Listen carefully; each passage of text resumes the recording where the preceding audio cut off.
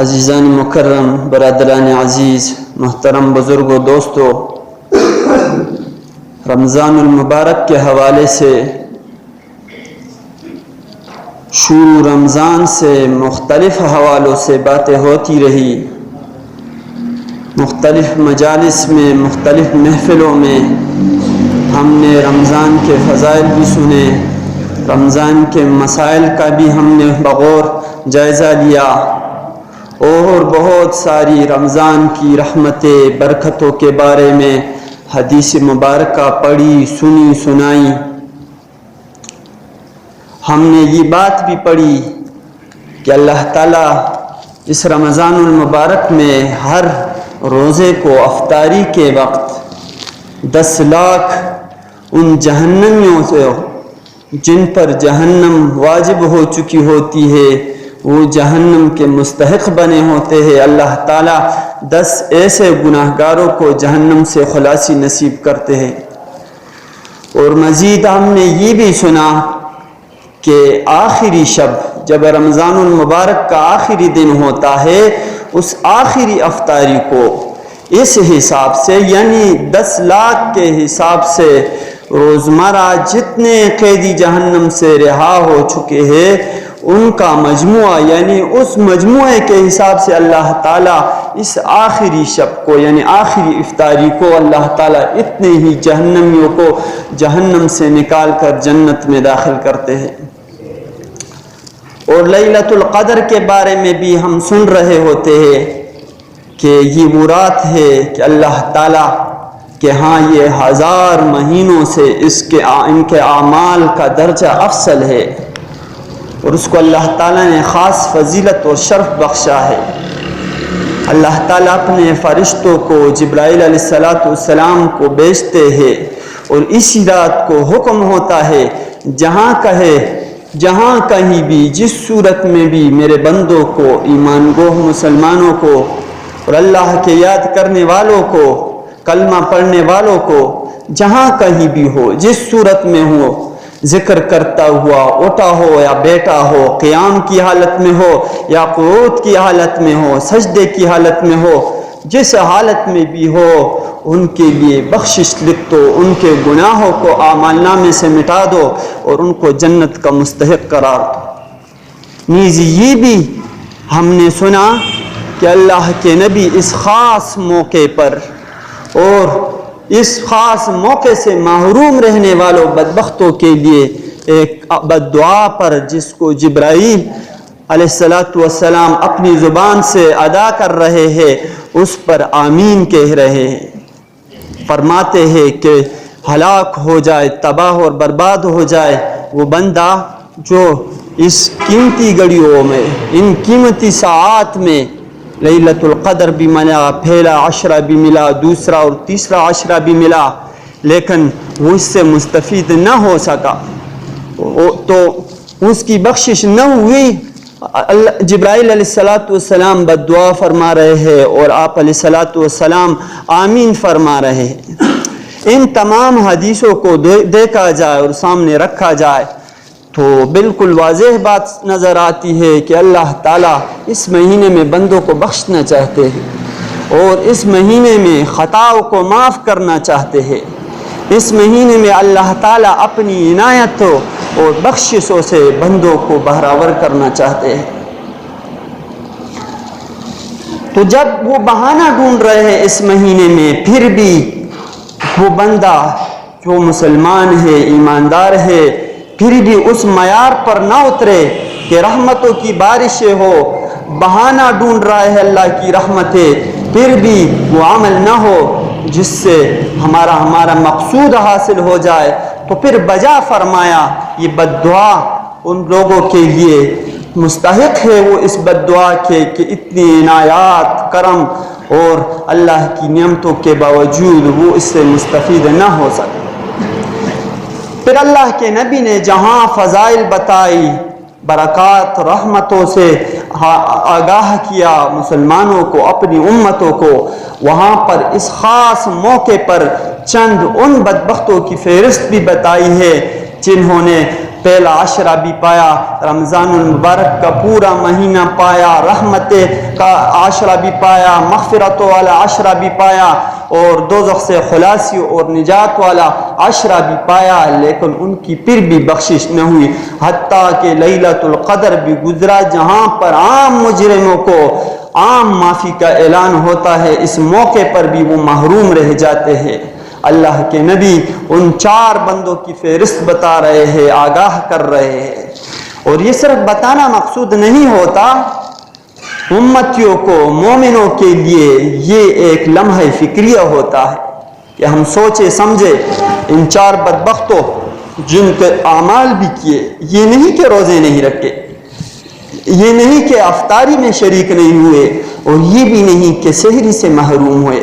افطاری بھی کی، سحری اس کے برکات میں بھی بیٹھے رہے،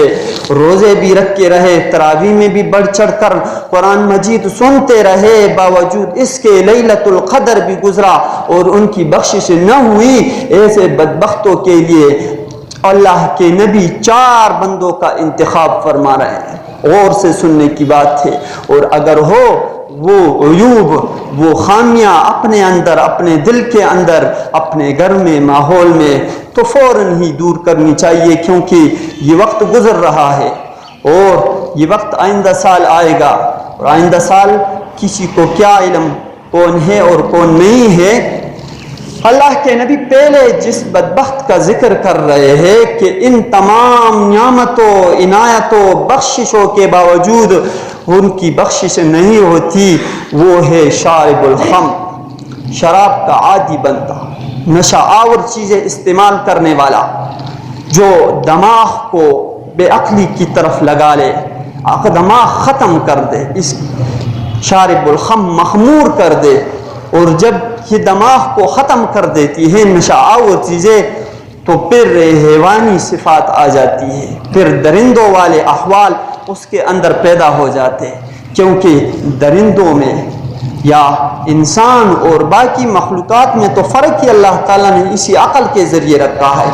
اسی عقل پر تکلیف دی جا رہی ہے، مکلف بنایا جا رہا ہے، جس کے اندر جتنا زیادہ عقل اور شعور ہے اسی پر ان کو مکلف بنایا جا رہا ہے، اسی کا وہ ذمہ دار ہے۔ انسان کو سب سے زیادہ عقل دی گئی ہے تو اس لیے اس کی ذمہ داری بھی بڑھ چڑھ کر ہے، جنات کو ذرا اس سے کم عقل دی گئی لہذا ذمہ داری ذرا ہلکی ہو گئی، باقی حیوان و جاندار دیگر اشیاء جو ہے ان کی ذمہ داریاں بھی ہے، لیکن ان کے ظرف کو دیکھ کر، ان کے عقل اور شعور کو دیکھتے ہوئے اللہ تعالیٰ نے سب کو مکلف بنایا، لیکن یہ قیمتی چیز جو اللہ تعالیٰ نے ہمیں عطا کی اور اسی وجہ سے شرف بخشا ہے، ہمیں عزت بخشی ہے، اشرف المخلوقات میں سے بنایا ہے، جب اس صفت کو ہم اپنے اعمال بد کی وجہ سے اور نشہ آور چیزوں کو استعمال کی وجہ سے اس صفت کو کی ناقدری کرے، عقل کو ختم کر دے، تو پھر اللہ تعالیٰ اس کو انسانوں کے صف سے نکال کر باقی مخلوقات، حیوانوں اور درندوں کی صف میں داخل کرتے، کیونکہ جس طرح پھر وہ عقل سے نہیں سوچتے، پھر اس کا عقل بھی ختم ہو جاتا ہے، زائل ہو جاتا ہے، اپنے آپے سے باہر آ جاتا ہے، پھر یہ سمجھتا نہیں ہے خیر کی کون سی بات ہے، شر کی کون سی بات ہے۔ اس لیے اللہ کے نبی فرماتے ہیں جو اپنے رب سے آگاہ نہ ہو، اپنی دین سے آگاہ نہ ہو، کلمہ پڑھے، قرآن پڑھے، لیکن احکام سے بہراور نہ ہو، اندھا بن کر اٹھ رہا ہو، صبح اور شام کر رہا ہو، تو پھر اللہ کے نبی فرماتے ہیں یہ مبارک گھڑیوں میں بھی یہ محروم رہے گا۔ اور ایک حدیث میں آتا ہے حقیقت میں محروم رہا وہ شخص جو لیلۃ القدر میں محروم، حقیقی محروم وہی ہے۔ دوسرا وہ بدبخت انسان جس کی اللہ کے نبی نشاندہی فرما رہے ہیں، وہ عاق الوالدین، والدین کا نافرمان، ان کی دل آزاری کرنے والا، ان کو ستانے والا، ان کو برا بلا کہنے والا، ان سے بدسلوکی کرنے والا، ان کو اذیت سے دوچار کرنے والا، جس قسم کی بھی اذیت ہو، تھوڑی اذیت ہو یا زیادہ اذیت ہو۔ اللہ کے نبی فرماتے ہیں والدین آپ کے جنت ہے یا جہنم، یہی ذریعہ اور سبب ہے، اور بہت بڑا ذریعہ اور سبب ہے،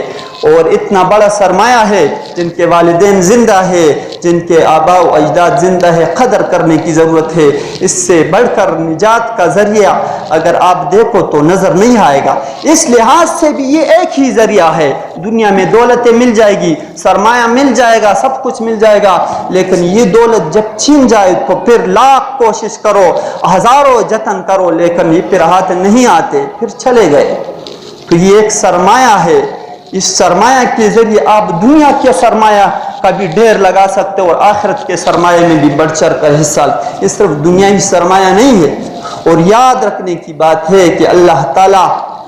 دو اعمال ایسے ہیں جن کا بدلہ جہاں آخرت میں تو ملے گا ہی ملے گا, لیکن دنیا میں وہ اللہ تعالیٰ بتا دیتے ہیں کہ کون کون سے اعمال. ظلم کا بدلہ دنیا میں اللہ تعالیٰ دکھا دیتے اکثر اور بیشتر. ظالم کو ظلم کا مزہ چکا ہی دیتے اور دکھا دیتے, عبرت کا نشانہ بنا دیتے. دوسرا عاق الوالدین, والدین کی نافرمانی کرنے والا وہ دنیا میں بھی اسی طرح اس سے ہوتا رہتا ہے. اکثر اور بیشتر یہی ہوتا رہتا ہے کہ جس طرح کیا اگر اچائی کی والدین کے ساتھ ان کے ساتھ اچھا سلوک رہا, بہتر سلوک رہا, تو دنیا میں بھی اس کے ساتھ اسی طرح سلوک کیا جائے گا. جو بویا جائے گا وہی کاٹا جائے گا. اور اگر برائی سے پیش آئے, ان کو ستایا, ان پر ظلم کیا, ان کی باتیں کاٹی, اذیت دی, تکلیف دی, تو پھر انتظار کرنے کی دیر ہے, ہو کر رہے گا اسی طرح. تو اللہ تعالیٰ نے حقوق العباد میں سب سے بڑا حق اگر کسی کا رکھا ہے تو یہی والدین کا حق. حقوق العباد میں سے ان کی خدمت کرنی چاہیے. ٹھیک ہے ارذل العمر میں داخل ہو جاتے ہیں, اپنی اپنی عمر ہوتی ہے, بڑھاپا بھی آتا ہے, بچپن سے لے کر جوانی, جوانی سے لے کر پھر وہ ارذل العمر آخر وقت تک پہنچ جاتا ہے. اس کو گران نہ سمجھے, اپنے اوپر مصیبت نہ سمجھے. دماغ میں فتور بھی آ جاتا ہے, لیکن یہی ایک بندہ مومن کی آزمائش ہوتی ہے کہ ان کی الٹی سیدھی باتوں کو برداشت کرنا, ہاں میں ہاں ملانا, ان کو ڈانٹنا نہیں, یہی شریعت کا مطلوب ہے. ان کی مصلحت کے لیے کرو, لیکن زبان ان کی بند نہیں کرو. ولا تقل لهما اف, اتنا سخت جملہ اف تک مت کہو. اف تک ہلکا سا کلمہ ہے. دنیا میں اگر کسی کو تکلیف دی جائے تو اس سے ادنا درجے کا کلمہ اور بات کسی کی نہیں ہو سکتی. کوئی گالی دے دے, کسی کو مارے, ستائے, تو یہ بڑی ظرف کی بات ہے, بڑی عالی ہمت کی بات ہے کہ اسے کچھ نہ کہے اور ہم یہ صرف زبان سے اف کر لے. بہت تحمل کی بات ہے. اس کو ہم تحمل سمجھ رہے ہیں, لیکن اس سے بھی ادنا سی تکلیف والدین کو پہنچ جاتی. اور جس میں عقل اور شعور ہو وہ کسی کو مارے, پیٹے, تکلیف دے, آگے سے وہ مظلوم ہے کچھ نہیں کہہ سکتا, صرف اف تک کہہ دے, تو وہ عقل و شعور والا بندہ, عاقل بندہ, وہ اس کو تکلیف ہو جائے گی. اگرچہ ادنا سی تکلیف ہو, اس کے اف سے بھی اس کو تکلیف ہو جائے گی. تو اللہ نے اس بات سے بھی روکا, قطعی حکم ہے. اگر آپ یہ سمجھے کہ حدیث سے ثابت ہے یا اس طرف آئے کہ ضعیف حدیث سے ضعیف حدیث نہیں ہے, تواتر آیات میں سے ہے. ولا تقل لهما اف, اف تک مت کہو. اور مفسرین آگے بڑھ کر فرماتے ہیں کہ یہ تو اف کا کلمہ ہے جس سے کسی نہ کسی درجے میں تکلیف پہنچ ہی جاتی ہے. اگر اس سے ادنا اور معمولی بات اور کلمہ بھی ہوتا تو اللہ تعالیٰ اس سے بھی روک دیتے کہ نہ کہو. یہ نہ سمجھو کہ عاصی ہے, گناہگار ہے, ہونے دو. آپ ترغیب دے, آپ اصلاح کی کوشش کرے, والدین ہے, آپ کا حق بنتا ہے کہ ان کو ترغیب دے, لیکن ان کے لیے دل میں نرم گوشہ رکھنا یہ انتہائی ضروری ہے. اگر نرم گوشہ نہیں, ستا رہے ہو, مار رہے ہو, لعنت ہو رہی اللہ کی, روزے کرو, حج ادا کرو, زکاتیں دیتے رہو, لیکن ادھر سے وہ حق پامال ہو رہا ہے جو حق اللہ تعالیٰ کبھی معاف نہیں کر رہے. نافرمان ہو, آپ کوشش کرو, یہ نہیں کہ وہ نافرمان ہو تو آپ بھی نافرمان ان کے بن جاؤ.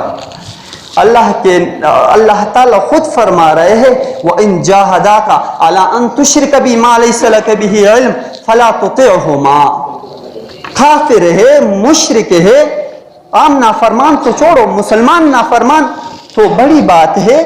کہ ان کے ساتھ تو بہرحال حسن سلوک کرنا انتہائی ضروری ہے، لیکن اللہ فرما رہے ہیں اگر وہ شرک کا ارتکاب کر رہے، مشرک ہو، کافر ہو، بددین ہو،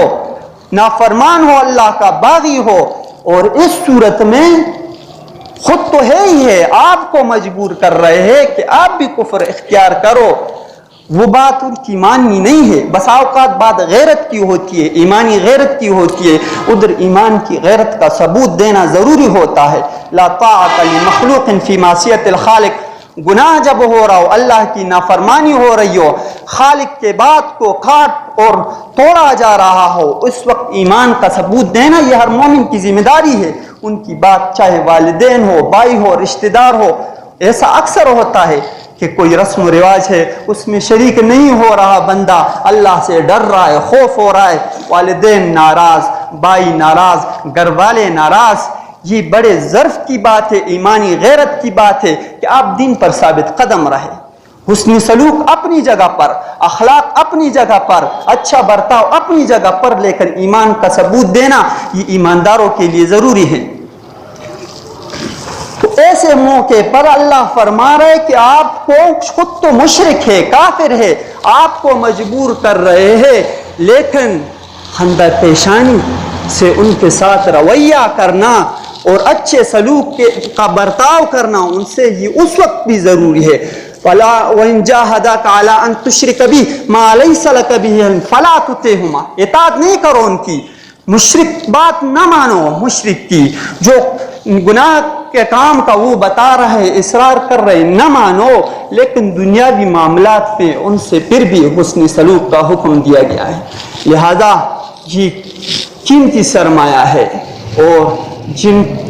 ان کی دوا لینی چاہیے، خاص کر کے ان مواقع پر جہاں پر دوائی قبولی ہوتی ہے، لوگ جاتے ہیں پیروں کے پاس، بزرگوں کے پاس، ان کے پاؤں چومتے ہیں، گلے لگاتے ہیں، کیا کچھ کرتا ہے، لیکن ادھر سے گھر میں ملی ہوئی دولت 24 گھنٹے کی دولت اس سے مستفید نہیں ہو رہے، حالانکہ باقی لوگوں کے 1000 مرتبہ، 100 مرتبہ، سینکڑوں مرتبہ ہاتھوں کو چومتے رہو، خدمتیں کرتے رہو، لیکن جو آپ ایک بار والدین کی خدمت اور ان کی چاہتوں کو پورا کرو گے، اللہ تعالیٰ جو اس پر نوازتے ہیں وہ کسی بات پر نہیں نوازتے۔ یہ دوسرا شخص تھا جو اس مبارک گھڑیوں میں بھی بدبختی کی مہر اس پر لگی ہوئی ہوتی ہے اور گناہوں کا زنگ اس کے دل سے نہیں اتر رہا۔ تیسرا شخص وہ قطع رحمی کرنے والا، اللہ کے نبی فرماتے یہ بھی وہ بدبخت ہے جو ان ساعات رمضان کا پہلا عشرہ، دوسرا، تیسرا، لیلۃ القدر بھی گزر جاتا ہے لیکن معافی نہیں ملتی، انہی بدبختوں میں سے رہتا ہے۔ لا يدخل الجنت قاطع، قطع رحمی کرنے والا، سلسلے اور ناشتے اور رشتے اور ناطے کو توڑنے والا جنت میں کبھی داخل نہیں ہو۔ اللہ کے نبی ایک موقع پر فرماتے ہیں کہ عرش کے سائے کے ساتھ صلہ رحمی لٹک رہی ہوتی ہے، آواز دے رہی ہوتی ہے، دعائیں کر رہی ہے، دعا بھی دے رہی ہوتی ہے، بد دعا بھی دے رہی ہوتی ہے۔ من وصلنی وصلہ اللہ ومن قطعنی قطعہ اللہ، جس نے مجھے توڑا اللہ تعالیٰ اس کو توڑے اور جس نے مجھے جوڑا اللہ تعالیٰ اس کو جوڑے۔ ایک دوسری روایت میں اللہ کے نبی فرماتے ہیں کہ پل صراط جو کہ بہت باریک پل ہے جہنم کے اوپر، اس سے لوگ مختلف رفتاروں سے اس کو عبور کریں گے۔ کوئی ایسا تیز چلن ہوگا، اللہ کی طرف سے عطا کی ہوگی تیز چلن کہ فوراً بجلی کی طرح پار ہو جائے گا، کوئی ایسا ہوگا جو عام چلن کے ساتھ اس پل کو عبور کرتا ہوگا اپنی اپنی چال سے۔ کچھ بدبخت ایسے لائے جائیں گے جب اس پل سے گزریں گے تو قلالیب لگے ہوں گے، پل کے ارد گرد کچھ کنڈے کانٹے لگے ہوں گے، سخت ترین قسم کے جہنم کے کانٹے، وہ ان بدبختوں کو ارد گرد سے پکڑ کر نیچے جہنم میں پھینک دیں گے۔ اللہ کے نبی فرماتے یہ وہ بدبخت ہوں گے جنہوں نے ناطے اور تعلق کو، جن کو اللہ تعالیٰ نے جوڑنے کا، صلہ رحمی کا حکم دیا تھا، اس کو بلا کسی وجہ، شرعی عذر کی وجہ سے نہیں، جہاں پر شرعی عذر ہو، بات گزر گئی، من احب للہ وابغض للہ فقد استکمل الایمان، اللہ کے لیے محبت کرنا جتنا بھی قریبی رشتہ دار ہو یہ ایمان کامل کی علامت ہے، بغض رکھنا ان سے بات بند کر لینا، بغض رکھنا، یہ بھی اگر اللہ کے لیے یہ محبوب ہے، مرغوب ہے، لیکن یہاں پر شریعت مطلوب نہیں، شریعت کے تقاضے مطلوب نہیں، نفسانی خواہشات مطلوب ہے، انانیت ہے، تکبر ہے، دوسرے کی ترقی اور رفعت کو وہ دیکھ نہیں سکتے، اس لیے حسد کے مارے، جلن کے مارے وہ دوسروں سے نالا ہے، دوسرے رشتہ داروں کو چھوڑا ہوا ہے، قطع کلام کیا ہوا ہے، ان سے ملنا بھی نہیں، جلنا بھی نہیں۔ یاد رکھنے کی بات ہے، نماز کا حکم جس طرح ہے، روزے کا حکم جس طرح ہے، صلہ رحمی کا بھی یہی حکم ہے، زکوٰۃ کا حکم جس طرح اس رب نے دیا، اس خالق نے دیا، صلہ رحمی کا حکم اپنے رشتہ داروں کے ساتھ ان کے حقوق ادا کرنا، یہ بھی اس رب کا حکم ہے۔ ہم ادھر اس طرف توجہ دے رہے لیکن اس طرف نہیں دے رہے، اور یہ بہت نازک اور سنگین مسئلہ ہے کہ حقوق اللہ معاف ہو جائیں گے، کبھی رونا آ جائے گا، اگر نہیں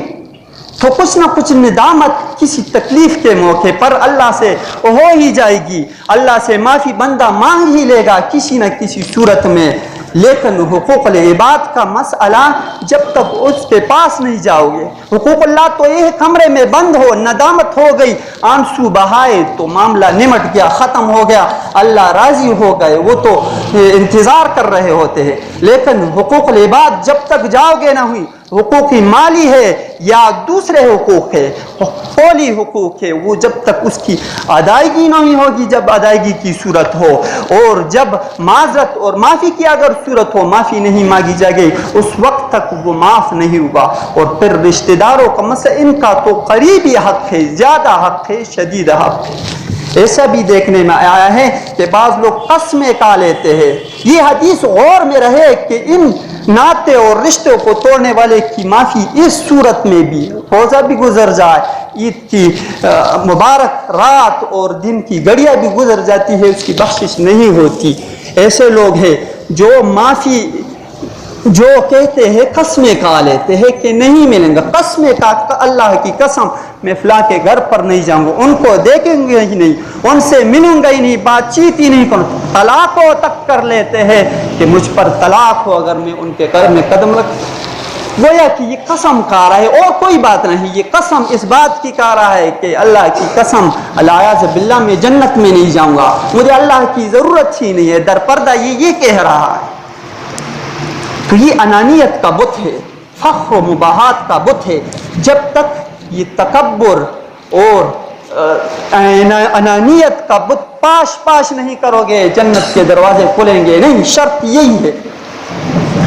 اور بعض تو یہ کہہ رہے کہ وہ ایسا کر رہا ہے، میں کیوں کروں، وہ اذیت دے رہا ہے، وہ تکلیف دے رہا ہے، وہ مار پیٹ رہا ہے، وہ حقوق غصب کر رہا ہے، تو میں کیوں کروں؟ درندہ ٹکر مارے، بے عقلی کی وجہ سے، بے وقوفی کی وجہ سے آپ ان سے الجھو گے، یہ عقل مند کی علامت نہیں ہے کہ درندے سے بھی الجھ پڑے۔ اگر اس میں درندگی والی صفت ہے تو پھر آپ اس کو چھوڑ دیں، اپنا کام کر لیں، آپ کو جو حکم ہے اگر بندے ہو اللہ کے۔ اور یہ صلہ رحمی نہیں ہے کہ اگر انہوں نے تکلیف دی آپ بھی ان کو تکلیف دو، وہ بات نہ کرے آپ بھی بات نہ کرو، یہ صلہ رحمی نہیں ہے۔ لیس الواصل بالمقافی انما الواصل الذی قطع رحمہ وصلہ۔ صلہ رحمی تو یہ ہے کہ وہ دور بھاگے آپ اس کو قریب لاؤ، وہ بات نہ کرے آپ اس سے بات کرو، وہ رشتے اور ناتوں کو توڑے آپ ان کے قریب جاؤ۔ آسان سی بات ہے، پہلے حدیث کا ہمیں پتہ نہیں تھا، کوئی مشکل کام نہیں ہے، اور عزت والا کام ہے، بے عزتی والا بھی نہیں ہے۔ آپ یہ سمجھے کہ میرے یہ رمضان ضائع ہو رہا ہے اور روزے ضائع ہو رہے، تراویح ضائع ہو رہی ہے، یہ مبارک گھڑیاں اور فالتو جا رہی ہے، کیوں نہ ایک تھوڑا سا کام کر لیں، ادنا سا کام، 2 جملوں میں آپ اس کی برکات سے بہرور ہو سکتے ہیں۔ جن سے رشتہ اور تعلق قطع کیا ہوا ہے، اگر ان تک رسائی ممکن ہو، جا کر ان سے ایک کلمہ کہو کہ مجھے پہلے حدیث کا پتہ نہیں تھا اور میں نے غفلت میں زندگی گزاری، کچھ علم نہیں تھا، مجھے ابھی علم ہوا کہ کتنے بڑے گناہ میں ہم کافی دنوں سے، کافی عرصے اور مہینے سے مبتلا ہے، لہذا میں آپ سے معافی اور معذرت کرتا ہوں جو مجھ سے صادر ہوا، آپ کے حق میں کوتاہی ہوئی اور میں نے آپ کو معاف کر دیا۔ یہ دو جملے ہیں، اس کے باوجود اگر نہ معاف کرے وہ اس کے کاتے میں جو معاف نہیں کرتا، آپ نے اپنی طرف سے حق ادا کر لیا، اس سے آپ کی عزت میں کمی نہیں آئے گی۔ اللہ کے نبی ارشاد فرماتے ہیں جس نے اللہ کے لیے تواضع کی، من تواضع للہ رفعہ اللہ، اللہ تعالیٰ اس کو بلند کریں گے، بلندی پر چڑھائیں گے اور اس کو وہ عزت عطا کریں گے جو باقی چیزوں میں نہیں ہے۔ یہ بے عزتی نہیں ہے، یہ اللہ کے حکم کی فرما برداری ہے، اطاعت ہے۔ اور یاد رکھو عزت وہی ہوتی ہے جو اللہ نے بتائی ہے، وَلِلَّهِ الْعِزَّةُ وَلِرَسُولِهِ وَلِلْمُؤْمِنِينَ وَلَكِنَّ الْمُنَافِقِينَ لَا يَفْقَهُونَ۔ عزت تو اللہ کے لیے ہے اور اللہ نے جس چیز میں رکھی ہے اسی میں عزت ہے، اللہ کے رسول کے لیے ہے اور اللہ کا رسول جس میں عزت بتائے اسی میں عزت ہے، اور مومنوں کے لیے۔ لہذا ایمان کے دائرے سے خارج ہو کر آپ عزت کی تلاش میں نکلو گے، بے عزتی ملے گی، رسوائی اور ذلت سے دوچار ہونا پڑے گا، لیکن یاد رکھو عزت کا دور دور تک نشان نہیں ہوگا۔ بازار میں خود اگر آپ یہ عزت سمجھ رہے ہو تو یہ عزت نہیں ہے، ذلت ہے، لوگ آپ کا تمسخر اڑائیں گے، لوگوں کے ہاں آپ ذلیل ہوگے۔ عزت یہی ہے،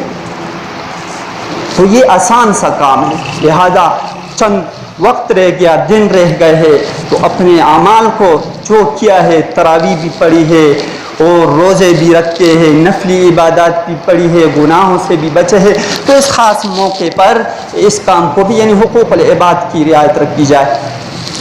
اور ایک ہے چوتھا شخص جس کو اللہ کے نبی فرمایا یہ بھی بدبخت ہے، مہر جباریت اس پر لگی ہوئی ہے بدبختی کی، اس کا یہ مہر بھی زائل اور ختم نہیں ہوگا۔ وہ عام انادی شخص، عام مسلمانوں کو ستانے والا، بغض رکھنے والا، ان کی ترقیوں پر حسد پڑن رکھنے والا، اس کو بھی بخشش نہیں ہے۔ لہذا دل صاف رکھ کر ہر ایک مسلمان سے اپنے بھائی سمجھے، اور جو اپنے لیے پسند کرے وہ ان کے لیے بھی پسند کرے۔ اس خاص موقع پر چونکہ جمعۃ الوداع ہے، 3 کام کرنے چاہیے۔ پہلا کام تو یہ ہے حقوق العباد، جتنے سب سے پہلا کام یہ کرو کہ حقوق العباد جس طریقے سے بھی ہو، مالی ہو، قولی ہو، بدنی ہو، جس صورت میں بھی ادائیگی ضرور ہے، فوری سے فوری طور پر اس کی ادائیگی میں پیش کرنی چاہیے۔ دوسرا، جو کچھ کیا کرایہ عبادتیں کی اس پر شکر ہو اللہ تعالیٰ کا۔ بہت سارے گھرانے ایسے جن کو رمضان کا پتہ بھی نہیں چلا، مسلمان ہونے کے باوجود بیماری آ گئی، مسلمان ہونے کے باوجود ضعف اور کمزوری تھا، مسلمان ہونے کے باوجود کمزور ایمان ہونے کی وجہ سے وہ روزے نہیں رکھ سکے۔ اللہ نے آپ کو توفیق کی، شکر ادا کرو، اپنی عبادت کی ناقدری نہ کرو، جو بھی کرے ہو کر چکے ہو، روزے ہے، تراویح ہے، نفلی عبادات ہے، صدقات ہے، شکر ادا کرو، اس سے نعمت بڑھتی ہے۔ ہاں حق تو یہ ہے کہ حق ادا نہ ہوا، ناقدری نہ ہو اور عجز و انکساری ہو، اور عجز و انکساری کا اظہار اپنے استغفار کے ساتھ ہو، اللہ سے معافی مانگی جائے کہ سجدے کا جو حق تھا، تراویح کا جو حق تھا، قرآن مجید سننے اور سنانے کا جو حق تھا، پڑھنے اور پڑھانے کا جو حق تھا، حقوق العباد کی ادائیگی کا جو حق تھا، وہ ہم سے ادا نہ ہو سکا۔ اور جب ادا نہ ہو سکا تو ہم اور کیا کر سکتے ہیں؟ استغفاری ہے، اللہ سے معافی ہے، حقوق العباد کی ادائیگی ہو، اللہ کا شکر ہو ہر نیک عمل پر، اور استغفار ہو۔ نیک عمل یہ نیک بندوں کا شیوا ہے کہ کام اچائی کا کرتے ہیں، راتوں کو تہجد میں گزارتے ہیں، وبالاسحار هم یستغفرون، اور صبح ہوتے ہی وہ استغفار شروع کر دے، رات تلاوت، ذکر و اذکار، نفلی عبادات، صبح ہوتے ہی صبح کی گھڑیوں میں اللہ سے معافی مانگ لیتے ہیں۔ قرآن مجید میں صفت بیان کی ہے۔ حضرت عائشہ رضی اللہ تعالیٰ عنہ نے آپ علیہ الصلوۃ والسلام نے فرمایا یہ کون سا موقع ہے؟ رات کو روتے رہے، اللہ سے معافیاں مانگتے رہے اور تلاوت کرتے رہے، نفلیں پڑھتے رہے، استغفار کس چیز پر؟ جس طرح ہم سمجھ رہے استغفار تو گناہوں پر ہوتا ہے، اللہ کے نبی نے فرمایا حق ادا نہیں ہوا۔ وہ کہاں کی عبادت ہے، کہاں کے سجدے ہیں جو اس رب کے لائق ہو جس کی ہم عبادت کر رہے ہیں؟ نہیں پہنچ سکتے۔ بس یہی ایک ذریعہ ہے ہمارے پاس نجات کا کہ عمل ہو، کرنا ہے جس طرح بھی ہو، یہ نہیں کہ ہم کہیں کہ ٹوٹی پوٹی باتیں تھے چھوڑ تو قسمت میں جو لکھا ہوا ہے، نہیں، قسمت تمہارے عمل پر موقوف ہے، جو کچھ کر رہے ہو وہ یہ حکم ہے، صحیح ہے یا غلط ہے، جس طرح کر سکتے ہو حکم کی تعمیل کرنی ضروری ہے، ساتھ میں عز و انکساری ہو۔ شب عید آ رہی ہے، اس موقع پر کافی خرافات میں لوگ مبتلا ہوتے ہیں، رمضان میں کیے کرائے پر پانی پھیر دیتے ہیں، اور گویا کہ رمضان میں تو اللہ معاف کرے کہ رمضان میں گویا کہ شیطان پریکٹس دے رہا تھا گناہوں کی، بربادیوں کی، اللہ کی نافرمانی کی اور باغی بننے کی، اس کو پریکٹس دے رہا تھا۔ جیسے ہی شب عید ہوتی ہے تو فوراً عبادت چھوٹ گئی، نفلیں چھوٹ گئی اور تلاوت چھوٹ گئی۔ وہ تو درکنار جا کر فلمیں دیکھنے لگے، سینما ہالوں کو سجانے لگے، ہوٹل آباد کرنے لگے، قسم قسم کی خرافات۔ معتکفین حضرات جو ان 10 دنوں میں کچھ نہ کچھ ان کی داڑھی آئی تھی، اتنا بغض اور حسد، یہ گویا کہ اعتکاف میں بیٹھ کر شیطان اس کو پریکٹس دے رہا تھا کہ یہ کام جیسے ہی آپ فارغ ہو رہے ہو جا کر پھر یہی شروع کرنا ہے۔ اللہ کو تو راضی کر لیا ہے، ایک مسئلہ رہ گیا، شیطان کو بھی راضی کرنا ہے۔ خوش رہے رحمان بھی، راضی رہے شیطان بھی۔ گھر جانے سے پہلے رخ کر لیتے نائیوں کی دکانوں کا اور جا کر اس سنت حبیب کو ذبح کر لیتے۔ کتنی بڑی عداوت ہے، بغاوت ہے اللہ کے نبی کے ساتھ، اور کافی خرافات ہے، گانے باجوں کی محفلیں گھروں میں۔ اعتکاف کا ختم ہونا ہے کہ چہل پہل لگ گئی، جو مرضی آیا کیا۔ تو اس رات کو لیلۃ الجائزہ کہتے ہیں، اس میں انعام ملتا ہے۔ وہ جو انعام دینے والا ہے اس کی بغاوت، پورا مہینہ کام کر لے، اس کی مزدوری کر لے اور پھر آخر میں ان کو ستائے، ان کو گالیاں دے دے، ان کی نافرمانی کرے، جو دیوار کڑی کی ہے اس کو دھکا لگا کر پھینک دے، کیا آپ کو انعام ملے گا؟ مزدوری ملے گی؟ قطعاً نہیں مل سکتی۔ تو یہ تو لیلۃ الجائزہ ہے، انعام کی رات ہے،